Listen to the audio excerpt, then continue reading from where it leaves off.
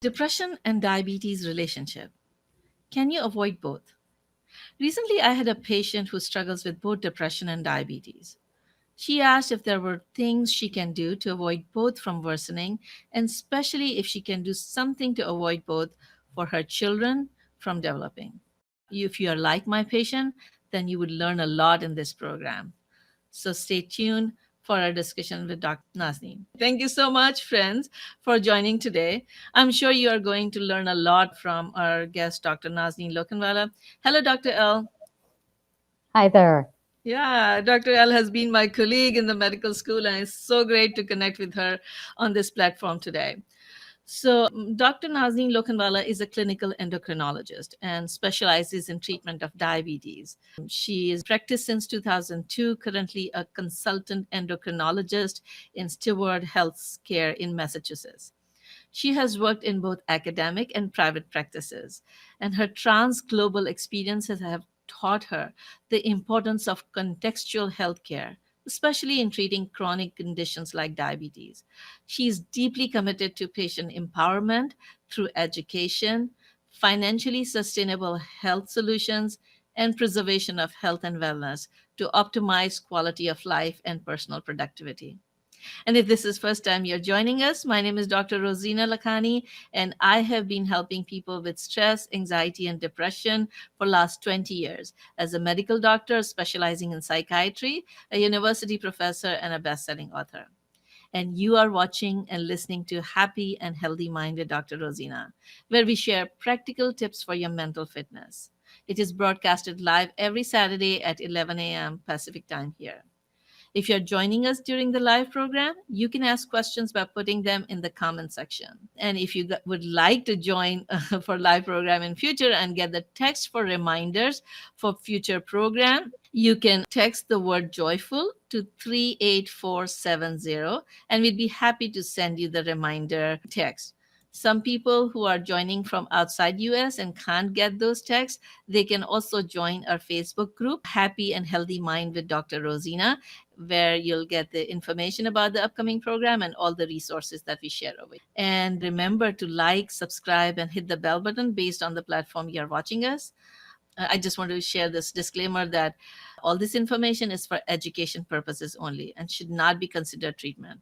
Please refer to your healthcare professional for specific advice. So, coming to today's topic, today we are discussing the diabetes and depression relationship and how can we prevent or reduce the effect of both. So, Dr. L, can you tell us why we all should take precautions against diabetes and depression, whether we have it or don't have it?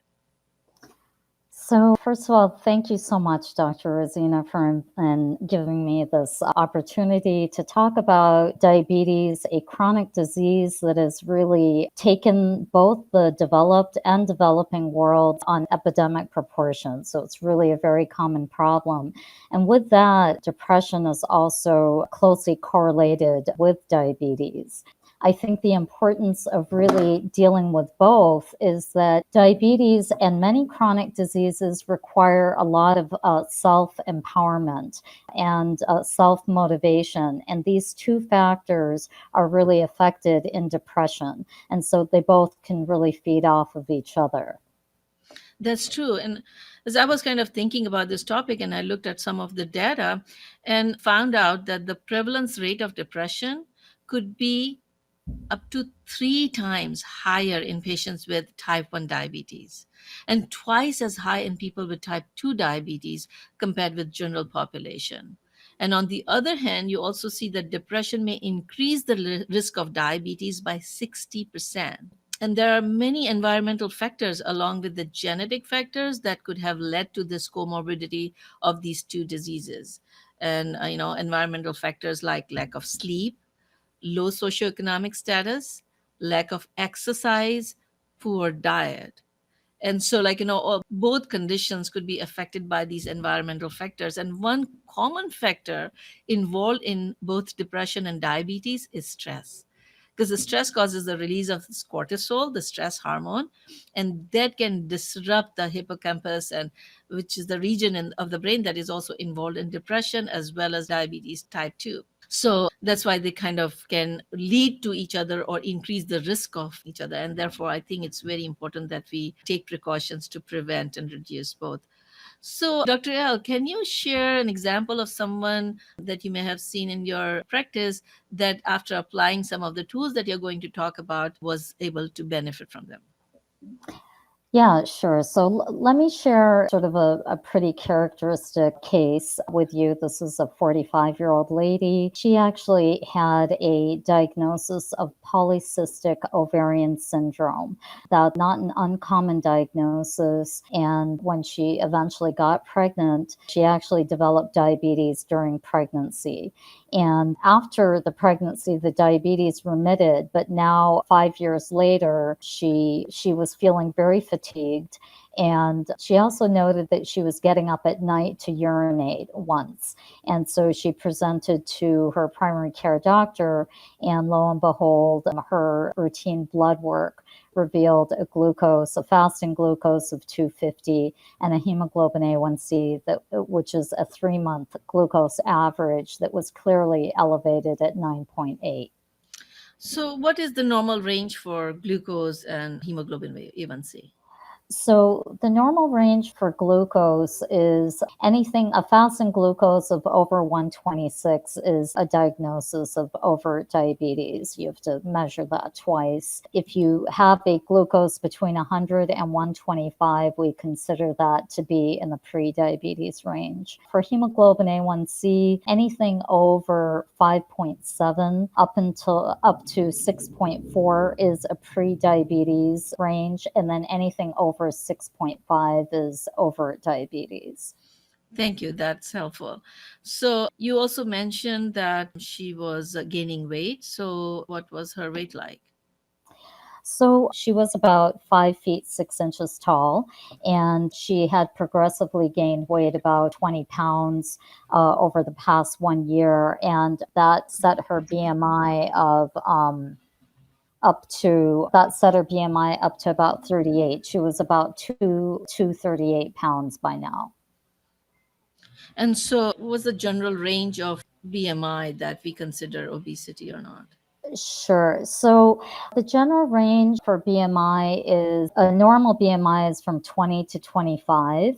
And then anything over from 26 to 30 is overweight, and over 30 is clearly obesity. All right, that's helpful. So, tell us, how did her life change after she practiced some of the tools we are going to talk about today? Okay. So I think that what's most important is when she got the diagnosis of diabetes, she actually was quite depressed. So I think the way that her life really changed was she was very anxious and depressed with her initial diagnosis of diabetes. She was also feeling very overwhelmed with her diagnosis. And what happened was, after we gave her the tools, she felt like she was back in control. She had a renewed sense of, she physically felt well again. And mentally, she just felt a lot stronger. And this really improved her personal productivity in all spheres of life, including motherhood, being at par at work, as well as prioritizing her personal health. Wonderful. So, why don't we jump into some of the tools that helped her? Dr. Rozina, I'm going to first start with describing her problems a little bit more, because I think that that's important that we describe the problems that a woman in her age group is facing. So her youngest child was 5 years old, and she just went back to work as an administrative secretary. This transition in her life was quite stressful in and of itself, because she was having to balance, her home priorities with a pretty high stress job. The problem with her job was it was primarily sedentary, as she was in front of the computer a lot, but it was a very demanding position. So she would find herself very exhausted on returning home. And so that itself was difficult. The other problem was she had now lack of time. So what she began to, the type of foods that she would prepare for her family were often fast foods and processed food, which we often fall back on when we have a shortage of time. That's true. And yeah, And especially when you're stressed out, you tend to go to the supermarket and tend to pick up the things that are just right in front of you. And sometimes those are the worst type of foods for you. The third thing was she, as I told you, she was very anxious and depressed because her father actually had diabetes and he didn't take care of his diabetes. And he died at 70 years old with renal failure and after having a few toes amputated.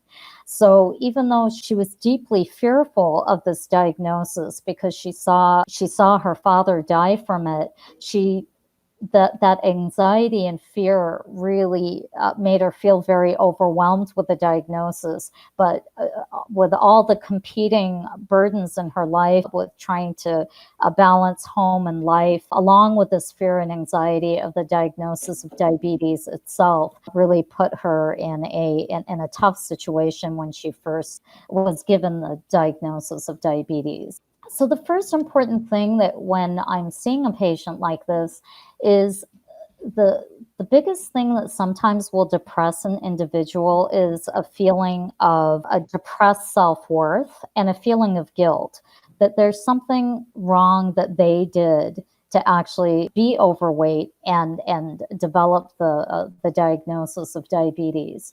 And at that point, it's really important to help them understand how important genetics is in predisposing them to both these conditions. So it actually is, they actually feel a sense of relief when they know that they were actually prone to these diseases and it's not all of their fault. So that's the first thing. The second thing is the environment that we live in is often not the environment that we've chosen to be. This is the environment that we find ourselves in. And there are a lot of unnatural components of our environment. One is that we spend a lot of time indoors and sedentary, and yet we have a lot of demands on our time schedule. And this really makes it difficult to have enough physical activity during the normal course of our day. The second thing about our environments is that our calories are very accessible. So instead of walking to a bakery shop and then walking to get our milk and our dairy products and walking to a vegetable vendor, we actually drive in our cars to the grocery store, and once a week can put in so many different processed foods, which, by the way, are all very calorie dense, easy to prepare meals, that those two, and that's part of our food industry. And our food industry makes a lot of money by marketing these different products that are not always healthy for us, but they're very tempting for us. And it's almost like works on our vulnerability. When we feel stressed out, we feel better for a very brief moment when we have some of these very processed, delicious carbohydrates, but actually they're not physically good for us. And I think that's what makes our environment so challenging today. So I think when I help to tease away the difficulties that they're facing, that in itself helps them feel better that they're not in this position because it is completely their fault, but they just need to understand what their risks were to getting to where they are. And what can they do about it? So I think that, so the first important thing is creating awareness of what are the problems. So that was the first step.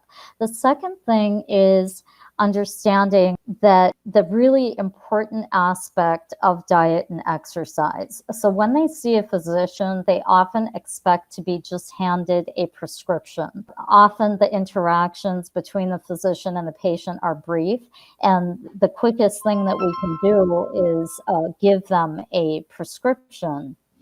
But in fact, I really help them understand that their diet and their exercise are two of the most powerful medications in addition to a prescription medication. And in fact, the diet and the exercise are foundational therapies.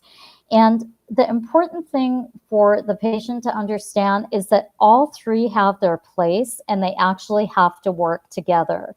So you just can't do it often. Like if you have a hemoglobin A1C of 9.8, you're not going to be able to do it with diet and exercise alone. You will need a prescription medication, but you have to understand that each of them are medications in their own place, and these three components really have to work together. Yeah, that makes so much sense because, similar to depression, many people think that only the medication is the treatment for depression, but actually, the diet and the exercise and proper sleep and meditation and social connectedness, these are all the tools that have shown to reduce depression and anxiety by 30 to 40%. And so sometimes people think, oh, the doctor only said take care of the diet or do the exercise. And as if it's like, it's not important because it's common and it's simple and you can do it without any prescription. That doesn't decrease the power of these things in terms of your overall health, whether it's diabetes or depression. So, Exactly. yeah. So, thank you for sharing. So, what kind of changes do you think, let's say with this case example that you were sharing, what kind of changes did she practically brought in her life that helped her? Right. So what we did was I always will refer my patients to our nutritionist and diabetes educator. I really help them to understand that it's really a team of people that take care of you. This is not just physician centric. And I think when you have that team approach, they sort of are able to digest the information around dieting and exercise and monitoring their chronic disease with different messages and in a repeated fashion. But it also enables them to build relationships with a few different people in their care team. And I think that makes them feel like there are some human beings that actually really care about me and really want to make me feel well again. And just that interaction with a few different people in the care team actually is powerful. For the diet, just to be brief here, and if you have further questions, we can expand on it. But it's basically a healthy plate diet, so that half of your plate should be non-starchy vegetables, quarter of your plate should be protein, and then a quarter of your plate should be carbohydrates. And that's actually really hard. If you look at a lot of the diet choices that we have that come in boxes or are easily prepared, whether it's from pizza to pasta, a lot of it is actually pure carbohydrate. Sometimes there's protein, but a lot of times it's high fat protein. And these food choices have very little vegetables on it. If anything, there's might be like tiny little specks of vegetable on it. So we're very far from the actual plate diet that we recommend, that half of your plate should be non-starchy vegetables. Now that can be really challenging for a mother who has to go to work, come home, have a proper meal on the table. And so we work through other options like working with frozen vegetables. I mean, there's nothing wrong with frozen vegetables on those weeknights, or preparing for your meals like on a Sunday or Saturday and maybe using Tupperware containers to store your pre-cut vegetables so they're all ready when you're very tired from work. You already have your pre-cut vegetables that you've sort of prepared over the weekend. So there are some interesting little ways that you can get around to make sure that you have those non-starchy vegetables available. There are a lot of interesting Tupperware containers that are available online now that really sort of honor this plate methodology, where they have their sectional Tupperwares to help encourage you to stick to the plate diet. So those big borders in the sectional Tupperware are like a very strong reminder of the portions that you should actually be eating. And that can actually be quite helpful. Wonderful. Yeah, it seems like I'm showing the plate diagram over here. I think there are kind of some different versions of it out there. We have talked about it in one of our other program when we talked about food and mood, because food has such an impact on mood also. And so what does this, can you go a little bit in terms of how does too much of carbohydrate affect diabetes?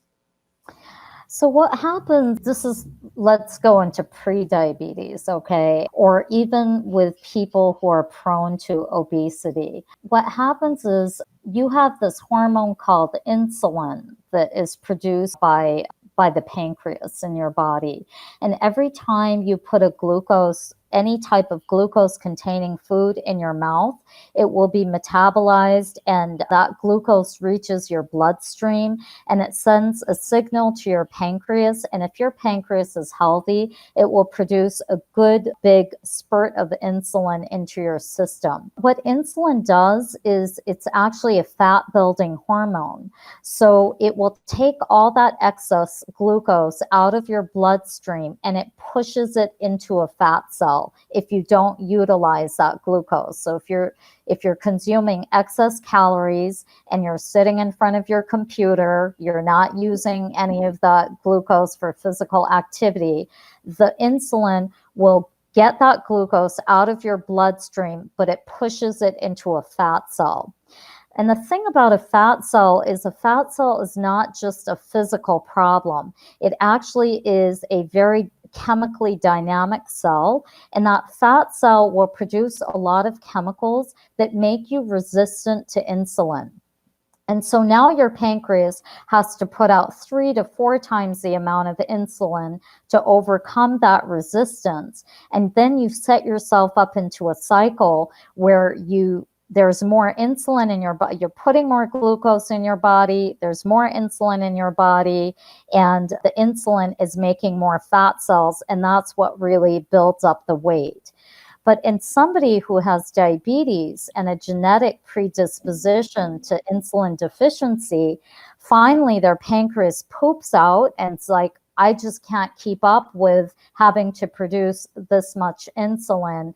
It's not able to get the glucose out of the bloodstream. And that's when the glucose levels rise and you develop diabetes. So, what is the role of exercise in diabetes? So, exercise is actually another really powerful medication to combat diabetes. As I told you, the insulin is a gatekeeper to allow glucose to enter your cells all the time. So, you need insulin around 24/7 at all times. Every single cell in your body needs glucose for its energy, and insulin is the gatekeeper. What happens though when you're exercising, that's the one exception where you don't need insulin. And there's these little receptors in your muscle cell that when your muscle cell is being used, it goes to the surface of the cell and it opens the glucose gate on its own. And the glucose is able to go from the bloodstream into your muscle cell without the help of any insulin. And the most amazing thing about the glucose in your muscle cell is it gets utilized. It doesn't get stored like it did in the fat cell. So not only do you lose a fat cell, which is not a very good metabolic cell for your body, but you make your muscle cell more plump, which is a much better cell to have in your body, which actually reduces your insulin resistance. But the thing about exercise is you have to treat it just like a medication. So sporadic exercise doesn't help. You have to exercise every day, just like you take a medication every day. We don't prescribe medications once or twice a week. We prescribe medications to be taken every day. And that's the same thing about exercise. So during the exercise itself, the glucose can actually go down. But if you exercise every day, your muscle cells actually become plumper and they actually multiply over time, especially when they're being stimulated with daily exercise. And that's a really important role of exercise. Wonderful. And so is for depression. So Mhm. exercise releases endorphins in your brain. And endorphin makes you feel good. So it's a feel good hormone that by pumping the exercise, and actually there was one research that they did was when people did 30 minutes of exercise 5 days a week, or total of 150 minutes of exercise a week, that had itself a healing power for depression. So a lot of people with mild to moderate depression, they could get better by doing exercise. The bigger problem with depression is that a person who is really depressed don't have the motivation to do the exercise. And so sometimes you have to kind of give the medication to improve the motivation enough so they do the exercise, and when they do exercise, that depression really gets better. So it seems like if you do exercise, you can help both your diabetes and depression. Yeah. I'd like to, when I talk about the diet and exercise, there's also another very interesting sort of mental impact it has. When you're dieting, it's often a restrictive activity. It's, you have to call upon your mental strength to discipline yourself to portion control. And you, it's kind of a little bit of a martyr feeling. You feel sorry for yourself that I can't eat what I want to eat. When you exercise, it's like a feel good, like, you know, I'm amazing because I actually went out and exercised. So it has a sort of a positive mental impact. So where there, and there has to be a combination. I mean, there has to be a personal discipline, but then you want there to be a medication to spurn your motivation towards life. And exercise actually can do that. And that's why the diet and the exercise often have to go hand in hand. Wonderful. I'm getting a very relevant question. And so Kaya is asking, how long after you eat do you have to exercise and use the glucose before it settles to fat?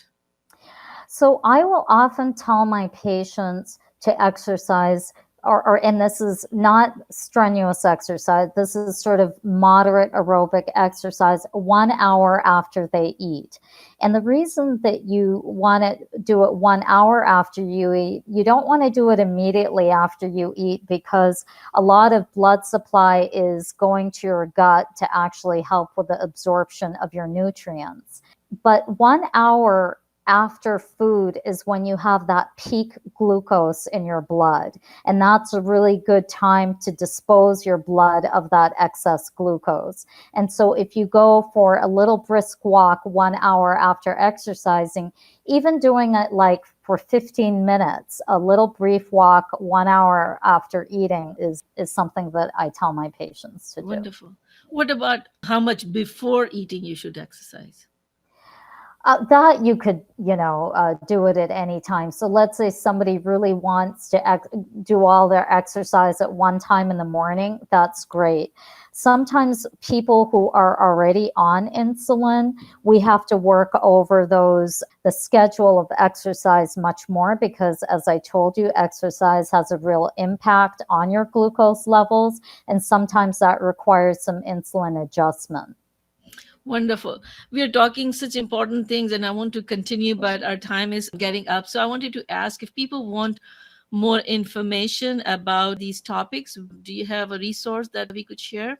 Sure. There are two really important things that I want to mention very briefly that you'll be able to see more on my resources.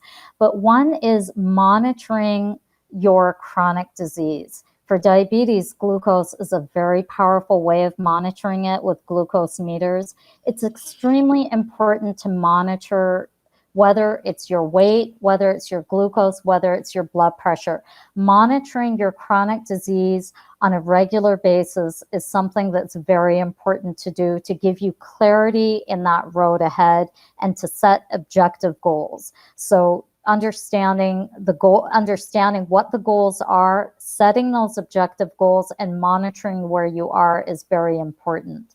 The second component that I want to mention is the concept of a healthcare companion, which I have really developed in my nonprofit organization called Glucose Trail. A healthcare companion can be anybody. It could be a daughter, a son, a friend, your spouse, a sister, somebody who loves you, who feels well enough to share in the diagnosis that you have and to keep you accountable. So if they know how bad off you are, they know what your goals are. On the down days, on the days that you feel demotivated, you have a person in your life that loves you and wants to help you, helps to keep you accountable, because you need that other human being to lift you up when you're feeling very fatigued and when you feel like you lack the energy, because it is your own mental strength that's going to help you eventually overcome. But on the down days, sometimes you need that love in your life to help pull you up and find that mental strength. And sometimes I find patients are very much alone. And as a physician and our diabetes care team, we try to be those very concerned, caring people in their lives. And that's where we find a lot of success stories. Wonderful. Yeah. And same applies for depression. Like, if you have a buddy, a support system, that's why social connectedness is such a big role in the control of or managing your depression.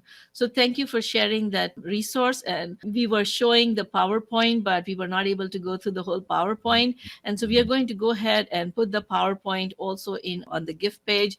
And as I mentioned earlier, you can get the access to the gift page by texting joyful to 38470 or joining our Facebook group, Happy and Healthy Mind with Dr. Rosina. And so before we go into the special, do you have any last message, Dr. L? I just want to really thank you, Dr. Rosina. The effort that you're putting in of connecting mental health with chronic disease is so important and so powerful. I think this was a short foray into this huge opportunity. I really look forward to doing bigger and brighter things with you, and hope that we can really collaborate in the future. Thank you so much for joining. And now for the special. So, today we're going to keep the special short, but it's very important. So, what happened was yesterday I was talking to a patient who was doing really well with one of the new treatments we are providing. And so then she said, I was doing really well, but I'm not doing well for last week. And I said, what happened last week? And she said, my stress level is very high because I'm at this new job and I'm learning all these new things.